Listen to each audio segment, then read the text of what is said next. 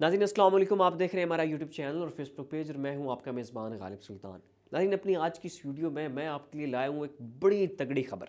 और ख़बर ये है कि चाइना में व्लादिमीर पुतिन, इमरान खान और शी जिनपिंग इन तीनों की एक शानदार किस्म की बैठक लगने जा रही है और उस बैठक के ज़रिए अमेरिका को एक बड़ा लाजवाब किस्म का मैसेज भेजा जाएगा। नाज़रीन मामला कुछ यूँ है कि इस दफ़ा विंटर ओलंपिक्स जो हैं वो चाइना में होने जा रही हैं और अमेरिका ने चाइना में होने वाले विंटर ओलंपिक का डिप्लोमेटिक बायकॉट किया। और सिर्फ अमेरिका ने नहीं किया बल्कि अमेरिका ने जो उसके इत्तेहादी हैं जिसमें यूके शामिल है, जिसमें न्यूजीलैंड शामिल है, ऑस्ट्रेलिया शामिल है और कनाडा है, इसने उन ममालिक से भी चाइना के विंटर ओलंपिक्स का डिप्लोमेटिक बायकॉट करवा लिया। और इस तनाजुर में ये कहा जा रहा है कि चूँकि चाइना में ह्यूमन राइट्स की वायोलेशन होती हैं, चाइना में डेमोक्रेसी नहीं है, इंसानों को आज़ादी हासिल नहीं है, ताइवान के ऊपर चाइना का स्टांस बहुत स्वेर है, स्ट्रिक्ट है और साथ ही में जो उगर मुस्लिम हैं, जिन्हें अगूर मुस्लिम भी कहा जाता है, उन्हें डिटेंशन कैंप्स में रखा जा रहा है, उनके ऊपर जुल्म ज़्यादती होती है। तो इन सारी वजूहात के तनाजुर में, इन सारी वजूहात की बिना पर अमेरिका और उसके बेस्ट बडीज़ ने चाइना में होने वाले विंटर ओलंपिक्स का डिप्लोमेटिक बायकॉट किया। तो इस बायकॉट ये नाज़रीन ज़ाहिर सी बात है चाइना के ऊपर एक बहुत बड़ा वार था और चाइना अपने ऊपर किए गए वार को बगैर बदले के जाने देता ये तो हो नहीं सकता। तो फिर चाइना ने भी नाज़रीन अमेरिका के ऊपर एक वार किया है और वार उन्होंने इस तरह किया है कि उन्होंने अपनी इफ्तिताई तकरीब के लिए जो विंटर ओलंपिक्स की इफ्तिताई तकरीब है उसके लिए उन्होंने दो ख़त लिखे। एक ख़त लिखा है व्लादिमीर पुतिन को और दूसरा ख़त उन्होंने लिखा है इमरान खान को।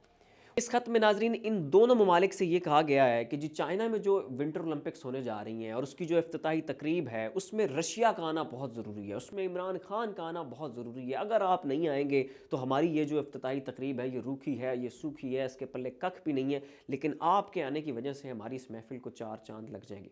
तो नाजरीन इसके ऊपर रशिया ने भी आमीन की, इमरान खान साहब ने भी आमीन की और ये तीनों बड़े leaders Xi Jinping, Imran Khan और व्लादिमीर पुतिन इस मीटिंग में इकट्ठे होने जा रहे हैं। इसमें फिर ये खुशगपियाँ लगाएंगे, कैट वॉक करेंगे, जफियाँ डालेंगे और इन सब जफियों और कैट वॉक से और उन कहकों से मैसेज जाएगा वेस्ट को, अमेरिका को और उसके इत्तेहादियों को कि भाई अगर आपने उधर एक बैठक लगा ली है, अगर आपने डिप्लोमेटिक बायकॉट कर लिया है तो हमने भी यहाँ पर बड़े सुरमा इकट्ठे कर लिए हैं। नाज़रीन यहाँ से पाकिस्तान की अहमियत का भी अंदाज़ा होता है। आप खुद अंदाज़ा करें कि इमरान खान की देखिए कितनी अहमियत है फिर ख़ित्ते में, पाकिस्तान की किस कदर अहमियत है ख़ित्ते में कि एक तरफ शी जिनपिंग बैठे होंगे, दूसरी साइड पे व्लादिमीर पुतिन होंगे और दरमियान में इमरान खान साहब होंगे। तो इससे नाज़रीन ये अमेरिका के लिए भी एक बहुत बड़ा सेटबैक है और ये भारत के लिए भी एक बहुत बड़ा सेटबैक है। अब नाज़रीन इस मीटिंग में सबसे पहले तो इन तीन लीडर्स की इकट्ठी कैट वॉक, जफियाँ शफियाँ, सलाम दुआ वो सारा होगा। उसके बाद नाज़रीन व्लादिमीर पुतिन और इमरान खान की एक वन ऑन वन मुलाकात रखी जाएगी और उस मुलाकात के हवाले से ये कहा जा रहा है कि मुमकिन है रशिया और पाकिस्तान के दरमियान एक डिफेंस डील तय पा जाए और शायद पाकिस्तान उस डिफेंस डील के तहत Su-35 तैयारे भी रशिया से खरीद ले और BTR-82A आर्म्ड व्हीकल्स, ये जिस व्हीकल का मैंने नाम लिया है ये रशिया की एक बड़ी लाजवाब व्हीकल है, शायद पाकिस्तान ये व्हीकल भी खरीद ले और साथ Su-35 तैयारे भी खरीद ले। ये कहा जा रहा है इमरान खान और व्लादिमीर पुतिन की जो मीटिंग होने जा रही है उसके हवाले से। नाजरीन अमेरिका की हमेशा ये कोशिश होती है कि रशिया का जितना भी डिफेंस इक्विपमेंट है वो कोई भी मुल्क ना खरीदे और जो कोई भी मुल्क रशिया से कुछ चीज़ खरीदने की जाने बढ़ता है, कोई त्यारा खरीदने की जाने बढ़ता है, कोई ड्रोन खरीदने की जाने बढ़ता है, अमेरिका उसे अपनी पाबंदियों के शिकंजे में जकड़ लेता है। अमेरिका ने एक कानून बनाया हुआ है जिसे काटसा कहा जाता है, यानी countering American adversaries through sections act. ये जो भी मुल्क अब रशिया से फिर डिफेंस इक्विपमेंट्स खरीदने की जाने बढ़ता है, अमेरिका ने ये अपना एक कानून बनाया हुआ है, इस कानून के तहत उसे पाबंदियों के उस शिकंजे में डाल देता है और फिर वो मुल्क अमेरिका के दबाव की वजह से रशिया से डिफेंस इक्विपमेंट्स खरीदता ही नहीं है। नाज़रीन हाल ही में मिस्र ने रशिया से कहा कि हम आपसे Su-35 तैयारे खरीदते हैं, लेकिन अमेरिका ने मिस्र के ऊपर दबाव डाला और कहा कि नहीं भाई आपने Su-35 तैयारे नहीं खरीदने। तो उसके बाद नाज़रीन मिस्र ने विड्रॉ कर लिया Su-35 तैयारे खरीदने से। फिर इंडोनेशिया ने कहा कि हम Su-35 तैयारे खरीदना चाहते हैं, तो उसके ऊपर भी अमेरिका का दबाव आया और इंडोनेशिया ने भी Su-35 तैयारे खरीदने से इनकार कर दिया। फिर कतर ने कहा कि हम Su-35 तैयारे खरीदना चाहते हैं, तो कतर के ऊपर भी अमेरिका ने दबाव डाला और कतर को भी Su-35 तैयारे खरीदने से नाज़रीन अमेरिका ने रोक लिया। तो ये नाज़रीन रशिया के ऊपर बहुत बड़े वार थे और ये रशिया का एक बहुत बड़ा नुकसान हुआ था। लेकिन शी जिनपिंग ने रशिया के इस नुकसान का इजाला किया है पाकिस्तान के साथ रशिया की ये डील करवा के। और नाज़रीन, अब अगर ये डील हो जाती है तो वो जो नुकसान हुआ है रशिया का वो भी पूरा हो जाएगा और ये एक बड़ी खूबसूरत बैठक भी लग जाएगी। और फिर इस बैठक के ज़रिए अमेरिका और उसके इत्तेहादियों को एक बड़ा वाज़ेह किस्म का पैगाम भी चला जाएगा। तो नाज़रीन, अगर हम इस सूरत हाल को ओवरऑल देखें तो यहाँ पर रशिया भी अपना खूब ठीक ठाक बदला ले रहा है, चाइना भी अपना ठीक ठाक बदला ले रहा है इस पूरी बैठक को लगा के और अमेरिका को दिखा के भी जी हमारे पास प्यूटिन है और हमारे पास इमरान खान है। तो अभी तक हमने इस सिचुएशन को रशिया के पर्सपेक्टिव से देख लिया और साथ ही चाइना के पर्सपेक्टिव से देख लिया। अब हम इस सिचुएशन को देखते हैं जी पाकिस्तान के पर्सपेक्टिव से। नाज़रीन, पाकिस्तान के हवाले से इस पूरी सिचुएशन में ये कहा जा रहा है कि पाकिस्तान ने बड़ी रिस्की गेम खेली है। नाज़रीन, अगर आप माजी में पाकिस्तान की खारजा पॉलिसी जो हालिया 3-4 सालों के दौरान देखें तो अमेरिका ने पाकिस्तान से फ़िज़ाई अड्डों का मुतालबा किया तो पाकिस्तान ने कहा नहीं जी, आपको मिलिट्री बेसिस पाकिस्तान की नहीं मिल सकती। फिर अमेरिका ने कहा कि चलें भाई मिलिट्री बेसिस नहीं दे रहे तो एयर स्पेस इस्तेमाल करने की इजाज़त दे दो, तो उसके ऊपर भी पाकिस्तान ने कहा कि नहीं भाई, आपको फ़िज़ाई हदूद इस्तेमाल करने की भी इजाज़त नहीं है। फिर नाज़रीन, पाकिस्तान ने एब्सोल्युटली नॉट कह दिया। फिर इमरान खान साहब ने असम्बली के फ्लोर के ऊपर खड़े होकर कहा कि भाई हम अमेरिका के पार्टनर इन पीस तो हो सकते हैं बट कभी भी पार्टनर इन कॉन्फ्लिक्ट नहीं हो सकते।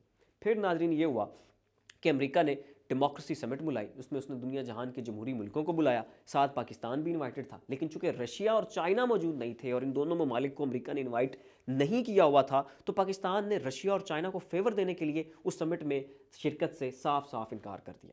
और एक तो नाज़रीन पाकिस्तान की आला सतह की जो क़यादत है उसने शिरकत से इनकार किया, लेकिन अमेरिका, चाइना और इन तीनों ममालिक को, रशिया को भी खुश करने के लिए पाकिस्तान अपनी निचली सतह का कोई बंदा उस समिट में भेज सकता था, लेकिन पाकिस्तान ने निचली सतह पर अपना कोई नुमाइंदा भी भेजना उस समिट में गवारा नहीं किया।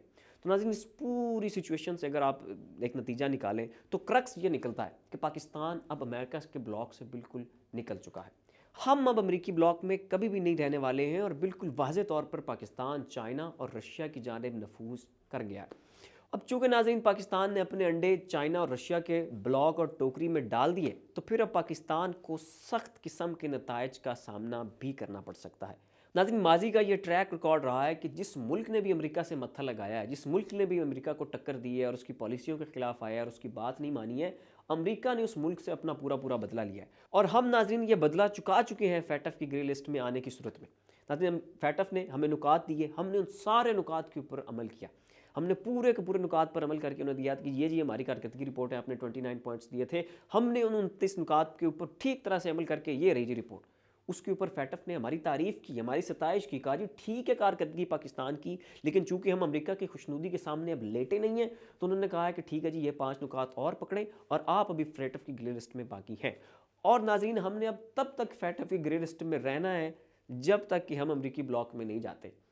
और जिस तरह की कार्रवाइयाँ और जिस तरह के एक्शंस और जिस तरह की स्ट्रेटजी अभी हाल ही में इमरान खान साहब और शाह महमूद कुरैशी साहब ने अपनाई है, इससे तो ये ज़ाहिर होता है कि हम अब शायद फैटफ की ग्रे लिस्ट से कभी भी नहीं निकलेंगे और हमारा बिल्कुल कुली तौर पर जो झुकाव है और जो हमारा रुझान है वो रशिया और चाइना की जानिब हो चुका है।